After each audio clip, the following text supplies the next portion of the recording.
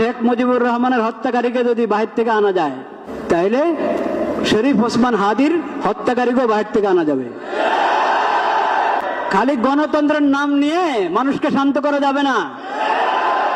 মানুষ দেখেছে গণতন্ত্র, যতদিন আল্লাহর বিধানের কথা বলতে লজ্জা পাবেন, দেশে শান্তি আনতে পারবেন না।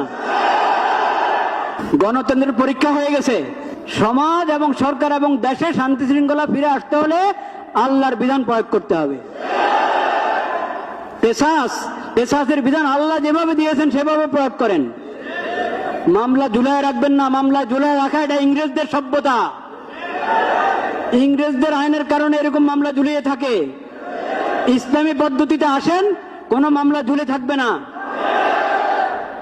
ইসলামের দ্বন্দ্ববিধি এবং ইসলামের কেসাস যদি প্রয়োগ করতে পারি আমরা সাহস করে, তাহলে ইনশাআল্লাহ সমাজে পূর্ণ শৃঙ্খলা এবং শান্তি নিরাপত্তা ফিরে আসবে। আল্লাহ রাব্বুল আলামিন সেই তৌফিক নসিব করেন।